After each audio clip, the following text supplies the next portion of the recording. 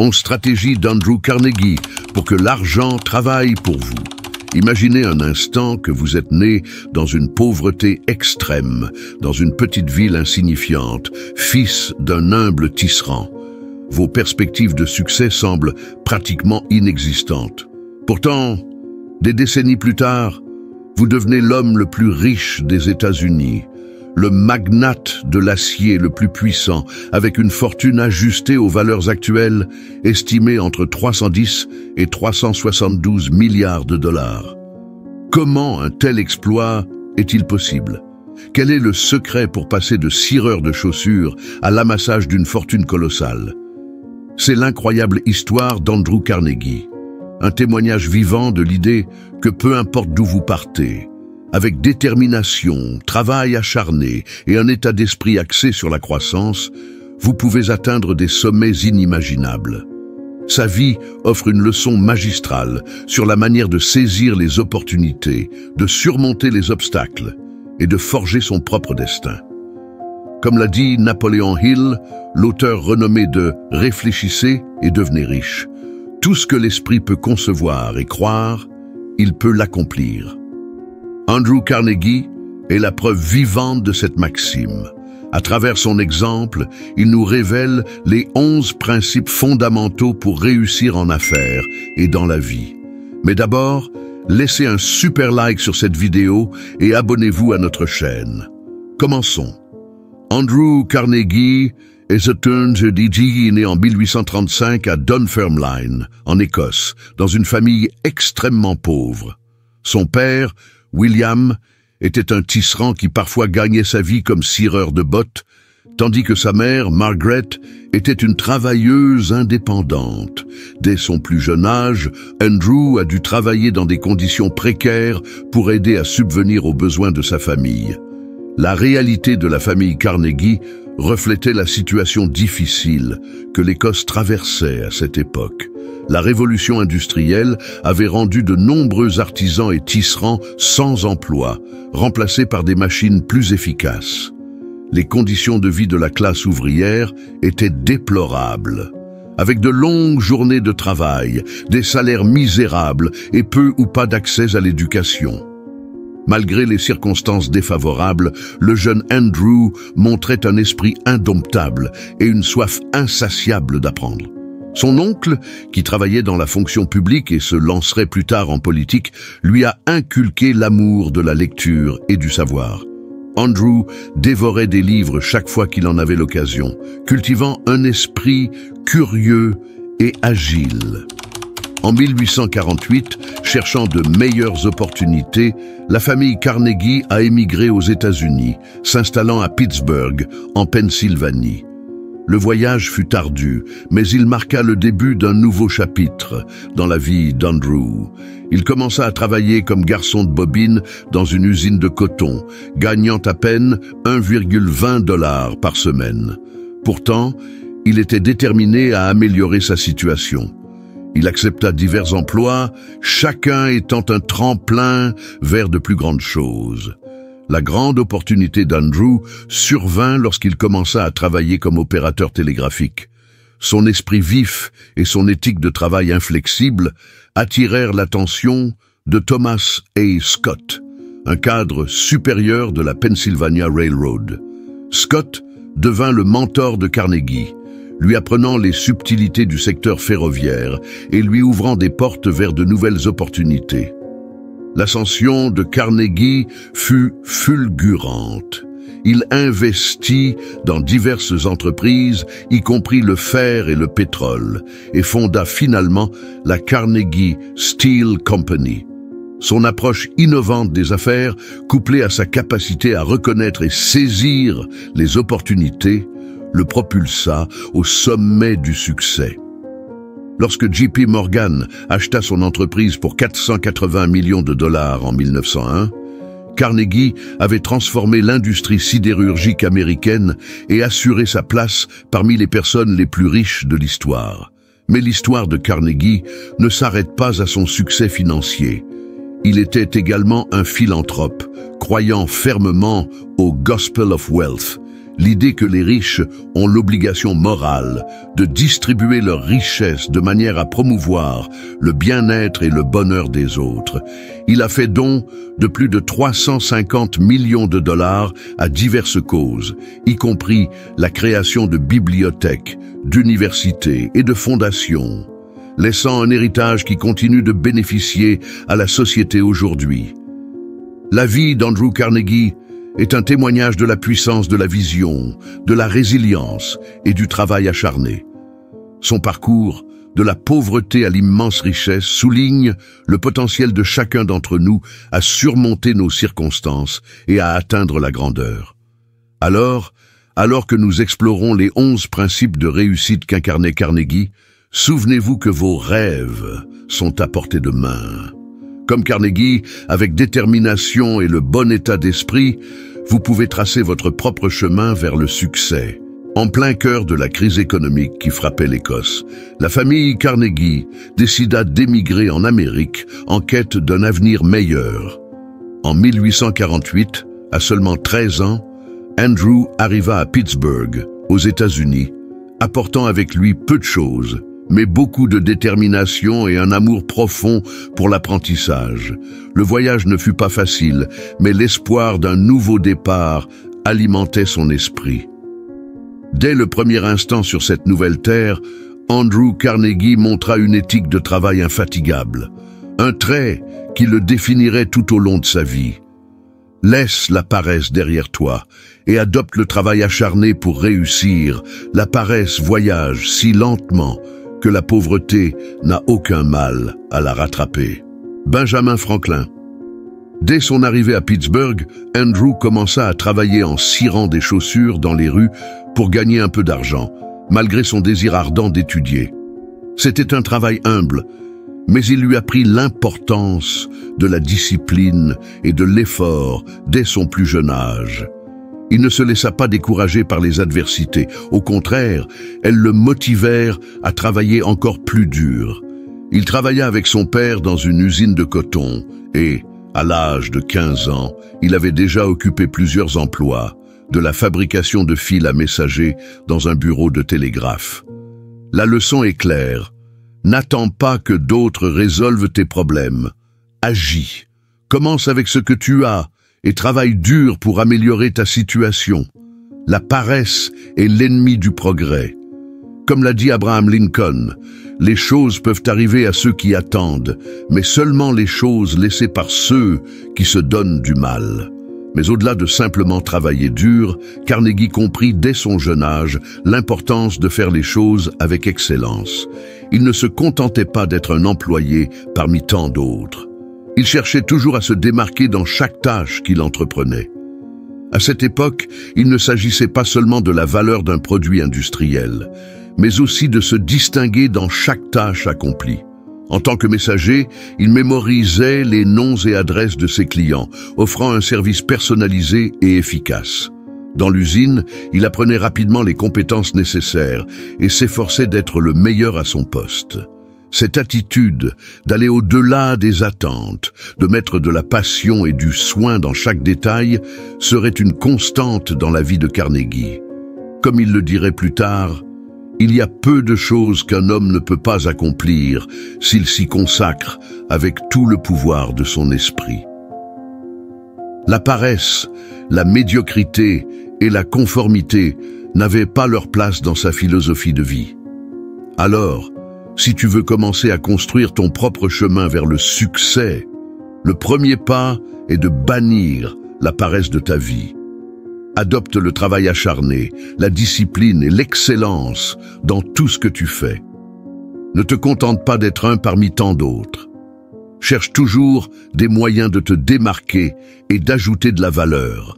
Comme l'a dit l'homme d'affaires prospère Michael Gerber, le travail te donne un sens et un but, et la vie est vide sans cela.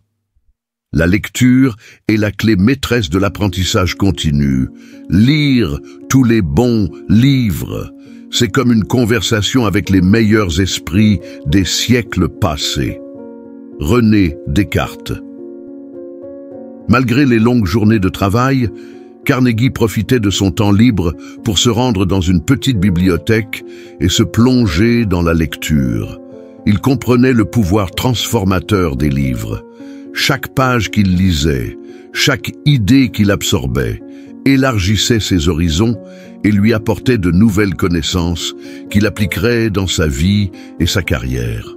Dans les rues animées de Pittsburgh au XIXe siècle, parmi le bruit des aciéries et le rugissement des machines à vapeur, Andrew Carnegie trouva son refuge. Non pas dans les salons opulents de l'élite de la ville, mais dans les pages des livres qui ouvraient les portes vers des mondes bien au-delà de ses modestes débuts. Né de parents écossais immigrés et pauvres, la jeunesse de Carnegie fut un témoignage de résilience et de soif insatiable de connaissances. À une époque où l'éducation formelle était un luxe réservé à quelques privilégiés, Carnegie dévorait les livres avec une appétence vorace. Ils devinrent ses mentors, le guidant à travers les corridors de l'histoire, de la philosophie et des sciences. À chaque tour de page, il tirait des enseignements des plus grands esprits de l'Antiquité aux penseurs de son époque. Ces volumes n'étaient pas simplement du papier relié. Ils étaient des portails vers la sagesse et des stratégies qui façonneraient son avenir. Des enseignements stoïques de Marc Aurèle aux théories économiques d'Adam Smith, Carnegie absorbait des idées qui transcendaient les limites de son enfance défavorisée. Sa croyance reflétait celle de Warren Buffett, qui plus tard exalta la valeur de l'auto-investissement par l'apprentissage continu. Pour Carnegie, les livres n'étaient pas seulement un moyen d'évasion, ils étaient des instruments d'autonomisation, le propulsant dans une ère où les titans de l'industrie se forgeaient eux-mêmes. Mais l'ascension de Carnegie ne fut pas uniquement pavée de parchemin et d'encre. Son premier emploi de messager le connecta avec les titans de l'industrie de Pittsburgh, des hommes qui façonnaient le panorama urbain qu'il contemplait. Mémorisant noms et visages, il naviguait dans les rues labyrinthiques de la ville avec un objectif: tisser des liens qui dépassaient la simple connaissance. Dans ses rencontres avec des commerçants, des politiciens et des philanthropes, Carnegie comprit la valeur des relations. Savoir ne suffisait pas, il fallait établir des connexions. Il écouta la sagesse de Harvey Mackay, qui soulignait l'importance d'exprimer ses ambitions à ceux qui pouvaient les concrétiser. Carnegie ne se contenta pas d'accumuler des contacts, il cultiva des liens fondés sur le respect mutuel et l'intérêt sincère. Que ce soit en conversant avec des ouvriers ou en négociant avec des magnates, il traitait chacun comme un allié potentiel dans son parcours vers le succès. La capacité de Carnegie à tisser une toile de relations se révéla cruciale lorsqu'il se lança dans l'industrie de l'acier, devenant finalement l'une des personnes les plus riches d'Amérique. Son histoire souligne l'adage intemporel selon lequel le succès ne dépend pas uniquement du savoir ou de l'opportunité, mais des liens humains qui renforcent notre chemin. Comme l'a judicieusement noté Denis Diderot, cesser de lire équivaut à arrêter sa croissance intellectuelle. Pour Carnegie, cesser de forger des connexions aurait signifié étouffer son esprit d'entrepreneur. Son héritage nous rappelle qu'en poursuivant nos rêves, les trésors les plus durables ne se trouvent souvent pas seulement dans la richesse, mais dans les liens durables que nous créons en chemin. Au cœur de la tourmente industrielle de Pittsburgh, la réputation de Carnegie, en tant que jeune homme ambitieux et intègre, se répandait comme une traînée de poudre. Son intérêt sincère pour les gens, associé à son acuité commerciale astucieuse, lui valut la confiance de figures influentes qui reconnaissaient son potentiel. Grâce à ses relations, Carnegie accéda à des opportunités qui dépassaient ce que ses modestes débuts auraient pu prédire. Chaque rencontre, chaque poignée de main, devint une pierre angulaire dans son ascension. Il fréquentait des réunions où les idées jaillissaient comme l'acier en fusion dans les usines de la ville, participant à des discussions qui affinaient ses perspectives sur l'industrie et le commerce. Carnegie comprit que le véritable réseautage ne consistait pas en des échanges transactionnels, mais à construire une communauté de buts partagés et de soutien mutuel. son cercle s'élargit au-delà de Pittsburgh, lorsqu'il se lança dans des partenariats et des collaborations qui façonnèrent la trajectoire du commerce américain. De la construction de chemins de fer à l'expansion de la production d'acier, les entreprises de Carnegie ne furent pas des efforts solitaires, mais des réussites collaboratives obtenues grâce à la force de ses relations. La croyance de Keith Ferrazzi, selon laquelle « votre réseau est votre valeur nette », résonnait dans l'approche de Carnegie. Il investissait non seulement dans les aciéries et les infrastructures, mais aussi dans la confiance et la camaraderie de ceux qui croyaient en sa vision. Son ascension vers la renommée n'était pas seulement un témoignage d'ambition personnelle, mais aussi de la puissance de cultiver des liens significatifs. À mesure que la richesse de Carnegie augmentait, son engagement envers le retour à la société croissait également. Ses actions philanthropiques, la construction de bibliothèques, la dotation d'universités et la promotion de la paix, reflétaient sa conviction que le véritable succès englobait non seulement la prospérité financière, mais aussi l'amélioration sociale. Il attribuait une grande partie de sa philosophie philanthropique aux leçons tirées des livres qui avaient élargi son esprit aux possibilités du monde. Rétrospectivement, la vie de Carnegie souligne une vérité fondamentale. Le succès est une tapisserie tissée de savoir, d'ambition et surtout de relations. Son parcours des rues appauvries de Dunfermline à la tête de l'industrie américaine reste un rappel intemporel du pouvoir transformateur de l'éducation, de la persévérance et du réseau de relations inestimables qui nous soutiennent et nous propulsent vers l'avant. Plus tard, lorsque Carnegie se lança dans ses propres affaires, il utilisa le réseau de contacts qu'il avait méticuleusement cultivé depuis sa jeunesse comme un artisan accompli. Ses relations, clients, fournisseurs, partenaires et mentors formèrent le socle sur lequel il construisit son empire. Comme l'expert renommé en réseautage Ivan Misner nous le rappelle à juste titre, le réseautage ne consiste pas seulement à collecter des contacts, c'est surtout à entretenir des relations durables et mutuellement bénéfiques. Pour Carnegie, le réseautage était un art stratégique, basé sur le principe de donner avant de recevoir. Il fréquentait les événements de l'industrie, s'immergeait dans les groupes professionnels et les associations, et recherchait des relations avec des personnes qu'il admirait et dont il pouvait apprendre. Son approche n'était pas opportuniste, elle était authentique et visait à apporter de la valeur aux autres, devenant ainsi une ressource fiable à part entière. Un moment décisif dans le parcours de Carnegie survint lorsqu'il croisa la route de Thomas Scott, une figure éminente de l'industrie ferroviaire. Reconnaissant le potentiel du jeune Andrew, Scott le prit sous son aile, le nommant secrétaire et télégraphiste. Ce mentorat fut transformateur pour Carnegie, lui offrant des insights inestimables sur les opérations de l'entreprise lors d'une période d'expansion rapide. Sous la direction de Scott, Carnegie absorba des leçons d'administration, de finance, de stratégie et de leadership avec une avidité rappelant l'éponge absorbant l'eau.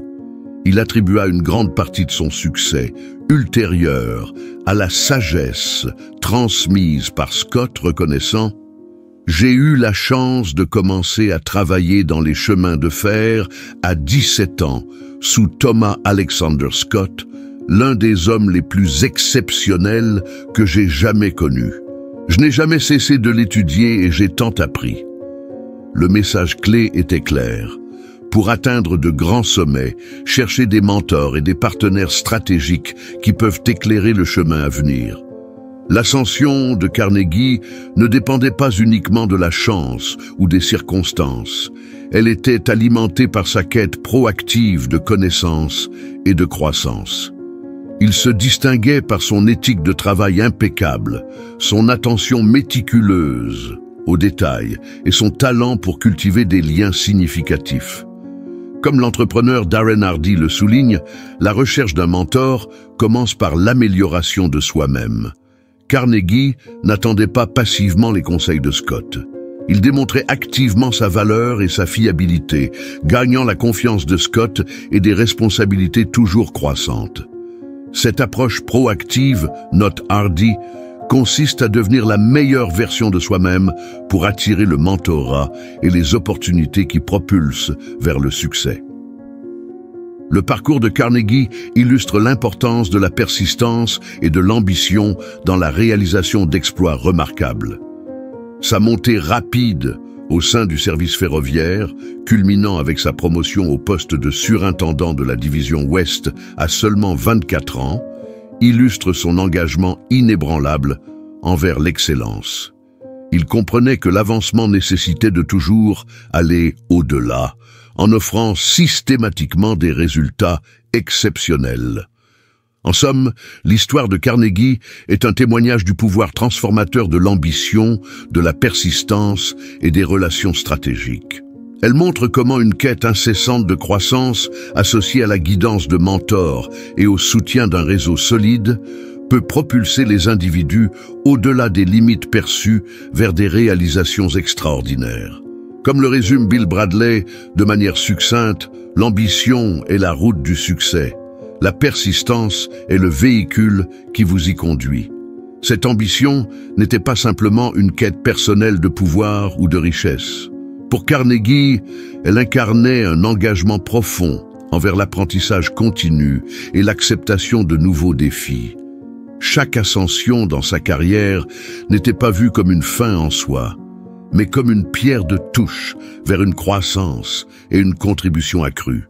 Comme Carnegie lui-même l'a articulé, l'élévation d'un homme à un poste supérieur dans n'importe quelle branche des affaires signifie qu'il s'est montré un grand récepteur. Cela, à mon avis, vaut beaucoup plus que la possession d'une fortune héritée. Son ambition était indissociable de l'action persistante. Il comprenait que rêver grand n'était que le début. Le vrai succès exigeait un effort incessant. Reconnu pour son éthique de travail infatigable, son attention méticuleuse aux détails et sa détermination inébranlable à surmonter les obstacles, Carnegie incarnait l'affirmation de Napoleon Hill selon laquelle la persistance est le charbon qui alimente le locomotive de l'ambition. Sans persistance, croyait-il, même les rêves les plus élevés restaient de simples fantasmes. Pour progresser dans sa carrière ou son entreprise, Carnegie conseillait de cultiver une ambition robuste mais disciplinée. Cela signifiait fixer des objectifs ambitieux mais réalisables, élaborer des plans d'action pour les réaliser et maintenir l'élan même face aux revers. La sagesse de Jim Rohn résonnait avec lui. La discipline est le pont entre les objectifs et les accomplissements. Carnegie soulignait que la vraie ambition ne consiste pas à se comparer aux autres ou à chercher une validation externe.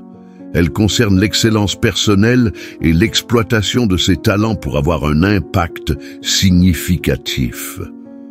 Selon les mots du philosophe Ralph Waldo Emerson, l'ambition est le chemin vers le succès et la persistance est le véhicule qui vous y conduit.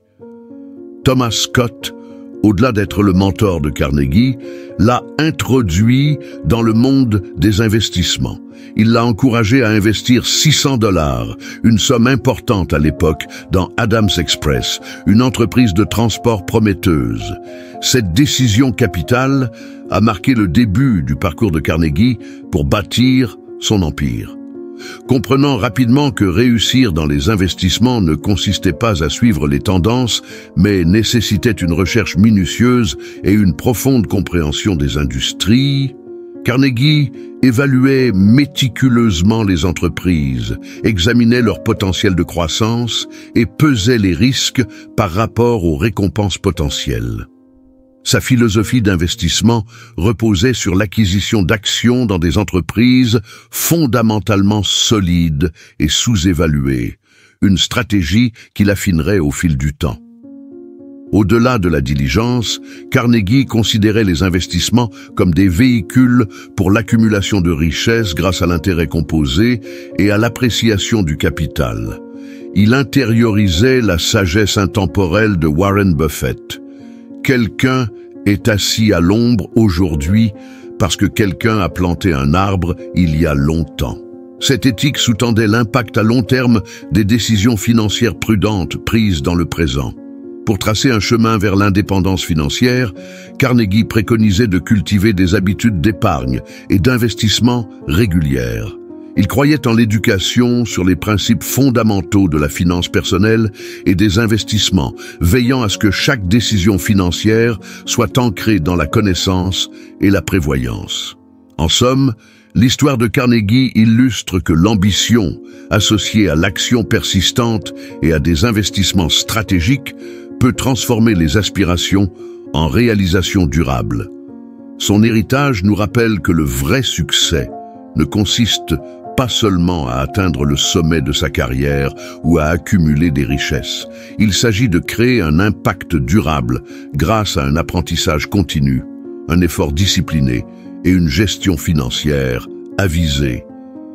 Chercher les conseils d'experts dignes de confiance et élaborer un plan d'investissement adapté à ses objectifs et à sa tolérance au risque sont des étapes cruciales pour atteindre le succès financier. Comme l'a judicieusement conseillé le magnate des affaires John D. Rockefeller, ne cherchez pas de grandes opportunités, saisissez les petites et faites-en de grandes. Carnegie incarnait cette philosophie à travers ses investissements stratégiques. Avec les profits accumulés, il s'est aventuré à acquérir des actions dans les ventures manufacturières de la Pennsylvania Railroad Company. Progressivement, il a augmenté ses participations jusqu'à obtenir une part de propriété substantielle. Comprenant que la création d'une richesse substantielle nécessitait la propriété plutôt que le simple emploi, Carnegie a adopté une mentalité entrepreneuriale cruciale pour ses succès commerciaux. Il refusait de se contenter d'être un rouage dans la machine corporative, poussé plutôt à diriger son destin en prenant des décisions cruciales et en récoltant directement les fruits de ses efforts. En ses propres termes, Carnegie croyait que le succès découlait de qualités de leadership, de compétences, en accumulation de capital et d'une visionnaire qui distinguait des opportunités négligées par les autres. La propriété lui a conféré la liberté de façonner ses ambitions librement, tout en exigeant de lui qu'il affronte les risques et les adversités avec résolution. Tout au long de son parcours, Carnegie a rencontré de nombreux défis, des ralentissements économiques aux conflits de travail. Pourtant, sa résilience et son acuité stratégique l'ont propulsé en avant. Comme l'entrepreneur et auteur Michael Gerber l'a soutenu, le produit ultime d'une entreprise n'est pas seulement ses biens ou services, mais un système durable, capable de croissance et d'adaptation même en l'absence du propriétaire. Pour ceux qui aspirent à l'entrepreneuriat, cultiver une mentalité de propriétaire est primordial. Cela commence par l'identification des opportunités de marché, l'élaboration d'un plan d'affaires solide et l'assemblage d'une équipe dévouée. Mais au cœur de tout cela se trouve une vision claire, alignée sur les convictions personnelles et l'impact sociétal. En écho à la philosophie de John D. Rockefeller, les aspirants entrepreneurs ne doivent pas craindre d'abandonner le bien pour la perspective d'atteindre la grandeur. Assumer la propriété de son destin promet des défis, mais aussi la promesse de récompenses incommensurables. De plus, Carnegie a compris profondément l'art de l'accumulation de capital. Il a réinvesti ses gains judicieusement dans des entreprises métallurgiques et de fusion de métaux, reconnaissant que la gestion disciplinée de la richesse catalyse une croissance exponentielle. Sa prudence financière était soulignée par un mode de vie modeste et un engagement constant à réinvestir dans ses entreprises, une stratégie qu'il a maintenue avec une détermination inébranlable. Pour Carnegie, la véritable richesse transcendait la simple accumulation financière. Elle impliquait une gestion prudente et une distribution significative. Il croyait qu'une personne riche qui ne déploie pas ses ressources avec sagesse risque de gaspiller des avantages potentiels. Par conséquent, Carnegie préconisait un équilibre judicieux entre le réinvestissement prudent et la philanthropie responsable, assurant que la richesse porte des impacts positifs durables. Accroître son capital ne consiste pas simplement à épargner pour épargner. Il s'agit de faire travailler cet argent, d'investir dans des actifs qui génèrent des flux de trésorerie et s'apprécient avec le temps. Andrew Carnegie comprenait le pouvoir des dividendes, des revenus et des plus-values pour multiplier sa richesse. Il reconnaissait que la richesse n'était pas seulement une question de combien d'argent vous gagnez, mais de combien vous gardiez, de l'efficacité avec laquelle il travaillait pour vous et du nombre de générations qu'il pouvait bénéficier. Comme le rappelle l'investisseur et auteur Robert Kiyosaki, ce n'est pas le montant que vous gagnez qui vous rend riche, mais l'argent que vous parvenez à conserver, la manière dont il travaille pour vous et l'héritage qu'il laisse. Imaginez Carnegie dans ses débuts, travaillant sans relâche, non seulement pour accumuler de la richesse, mais pour faire travailler son argent plus dur que lui. Il investissait dans les chemins de fer, le fer et l'acier, des industries prêtes à une croissance explosive.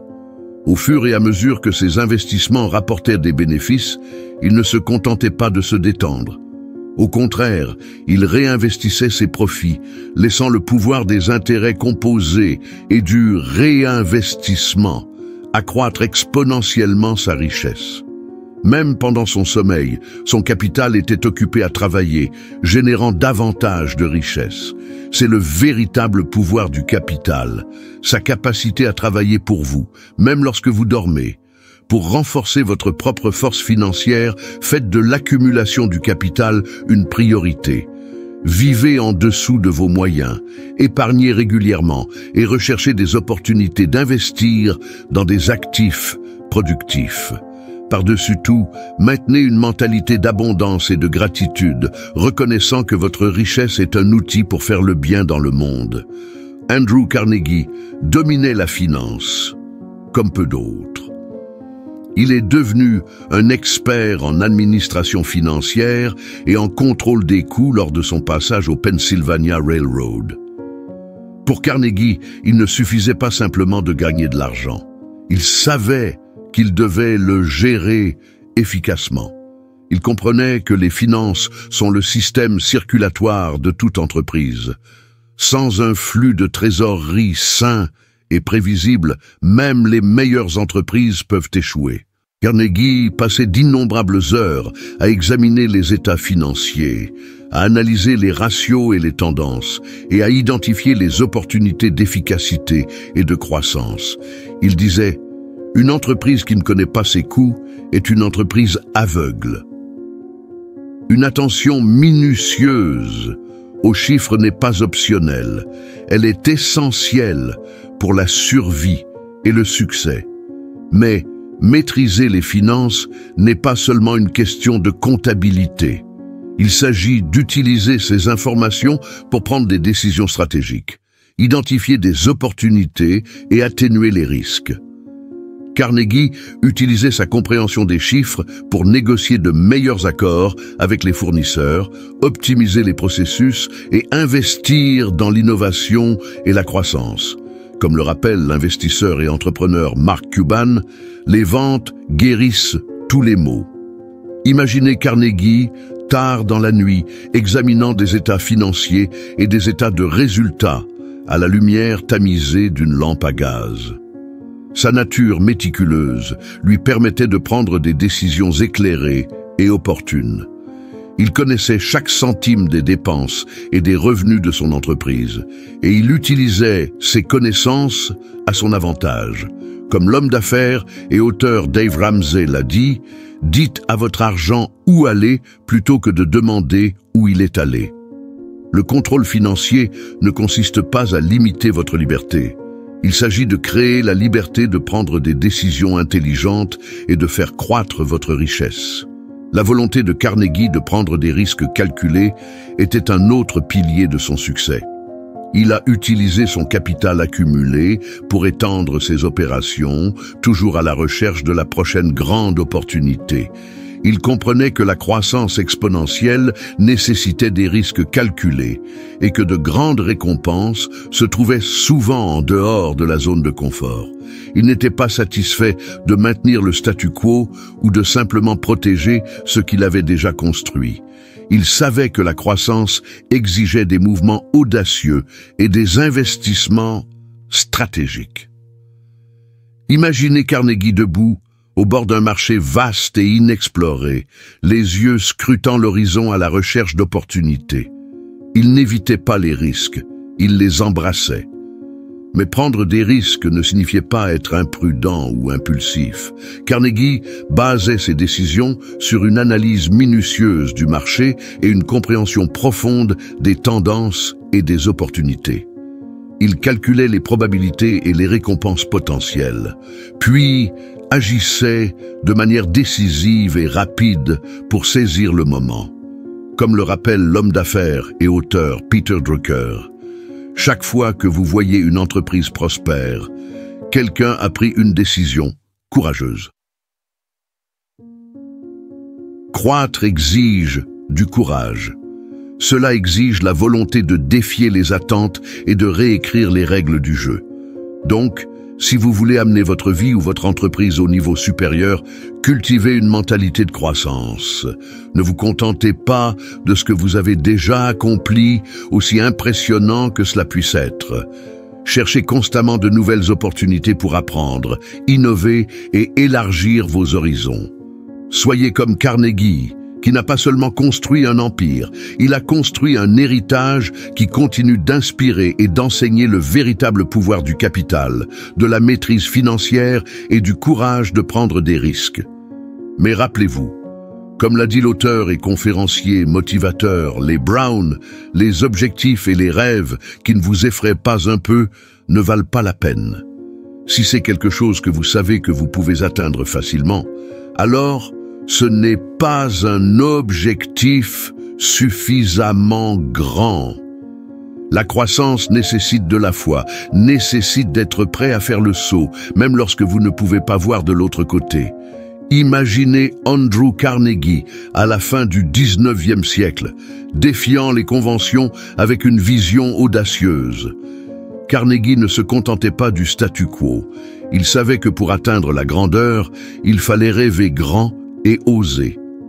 Il voyait la construction de ponts et de gratte-ciel en acier, non seulement comme une innovation technique, mais comme une révolution qui transformerait le paysage des États-Unis. Il comprenait que les véritables avancées viennent lorsque vous osez défier la norme, mettre vos rêves et objectifs à l'épreuve, innover avec audace pour réussir dans un monde en constante évolution. L'innovation distingue les leaders des suiveurs. Steve Jobs.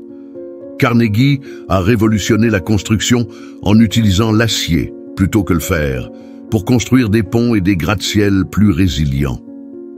Il était un visionnaire qui comprenait le pouvoir de l'innovation pour propulser ses affaires et transformer toute une nation. La passion de Carnegie pour l'innovation n'était pas simplement une question de curiosité intellectuelle.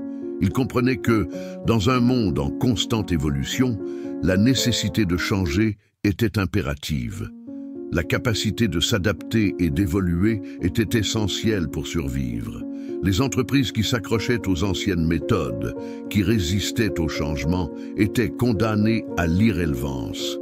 Comme il le disait lui-même, les empereurs des entreprises qui échouaient étaient ceux qui ne réalisaient pas la nécessité de changements constants. L'innovation n'est pas un luxe, c'est une nécessité stratégique. Innover ne consiste pas simplement à adopter la technologie la plus récente ou à suivre les dernières tendances. En question les hypothèses de chercher des moyens de rendre les choses meilleures, plus rapides et plus efficaces. Imaginez Carnegie examinant une nouvelle structure en acier, défiant les limites du possible avec des yeux brillants. Il savait que la véritable innovation venait de la compréhension profonde des besoins et des désirs des clients et de la recherche créative pour les satisfaire. Comme le rappelle l'entrepreneur et auteur Seth Godin, la clé n'est pas d'avoir de nouvelles idées, mais d'avoir le courage d'abandonner les anciennes idées. L'innovation nécessite une ouverture d'esprit, la volonté d'expérimenter et d'apprendre des échecs. Donc, si vous voulez rester pertinent et compétitif dans un monde en rapide évolution, faites de l'innovation une priorité. Cultivez une culture de curiosité et d'expérimentation au sein de votre organisation. Cherchez activement des perspectives et des idées diverses. Et surtout, gardez un focus implacable sur la création de valeur réelle pour vos clients et parties prenantes. Et rappelez-vous, comme l'a dit le visionnaire entrepreneur Jeff Bezos, si vous vous concentrez sur vos clients, vous serez ouvert à l'innovation. Mais si vous vous concentrez sur la concurrence, vous serez effrayé. La véritable innovation ne consiste pas à suivre les autres, mais à diriger avec courage vers de nouveaux horizons. Au-delà de sa vaste fortune, l'héritage de Carnegie réside dans les leçons intemporelles qu'il nous a laissées, qui sont les briques qui pavent le chemin vers la richesse. C'est un rappel inspirant que peu importe l'humilité de nos origines, avec les bons principes et une mentalité indéfectible, nous pouvons atteindre la grandeur. Votre origine ne définit pas votre destin. Vous avez le pouvoir de forger votre propre histoire et de réaliser vos rêves. Alors, partez dans le monde, appliquez ces principes dans votre vie et dans vos affaires, et construisez un empire qui transcende les générations. Souvenez-vous des paroles du philosophe Lao Tzu. Un voyage de 1000 lieues commence par un seul pas. Faites ce premier pas aujourd'hui et laissez le voyage extraordinaire d'Andrew Carnegie être la boussole qui guide votre propre ascension vers le sommet du succès. Le reste sera histoire. Si vous avez aimé la vidéo, donnez-nous un like et abonnez-vous à notre chaîne. Partagez le lien avec vos amis et vos proches.